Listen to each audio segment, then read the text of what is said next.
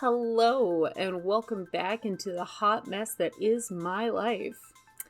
We've already delved into this wild new year, but I've been doing a lot of reflecting on how last year went for me. I would definitely say that 2021 was a much harder year for me to get through, and a lot of it had to do with the fact that my health completely tanked in the second half of the year. It got to the point where I was hospitalized for pneumonia and nearly died because I went into severe sepsis. I didn't find that out until afterwards. Not gonna lie, the realization that I was a hair's breadth away from kicking the bucket, it hit me pretty hard. And I had more than one existential crisis over the following months. But with the help of my family, and definitely with the help of therapy, I'm starting to come out of the other side, and I'd like to talk about some of the things I've now realized because of the fact that my time was nearly up. Firstly, when they say tomorrow is promised to no man, they mean it. Before my hospital stay, I would use that phrase offhand, and I had a basic understanding of it. Now, though, I more completely get it. I don't have the time anymore to dilly-dally about with what I want to get done, and if I have stories that I want to tell, then I need to get off my ass with all the other meandering projects I put on myself and get to telling my stories. I've let my comics sit in pre-production for years because there was always something else that needed to be done first. So now, I'm cutting down with the ridiculous side work that I have consistently given to myself so that I can do the one thing that I've always felt mattered to me.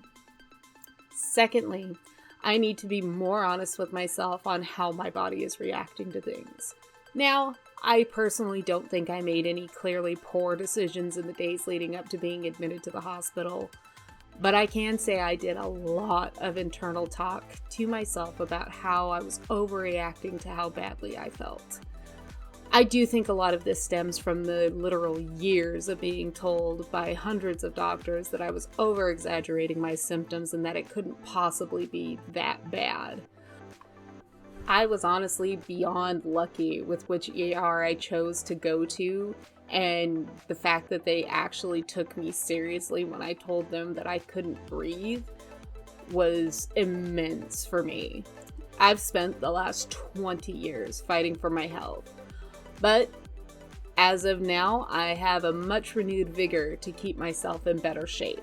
And that includes things like eating better, doing more in terms of exercise and things of those nature, and then also giving myself the time to properly break. So we're working on it. Thirdly, I want to lead a life with minimal regrets. That means, at least for me, that I want to spend as much time with the people that I love as I possibly can. This means planning trips to see my younger siblings in the next few months and going to conventions, not because I expect to make a ton of money, but because close friends of mine will also be there and it'll be my opportunity to finally get to spend some quality time with them. I'm treasuring the time I have with my nieces and nephews while I still live with them because soon I'll have to be a big girl and live on my own. I don't think anything warms my heart more than my 3-year-old niece telling me that I'm her best friend and that she loves me. Lastly, I also realized that while I keep saying I'm taking making money on art seriously, I haven't put my all into it. That includes how I was pricing my commissions, originals, and other things as well. If I want to make my art my living, I have to charge a living wage. I'm not going to be able to pay rent in California by nickel and diming my way up into the top.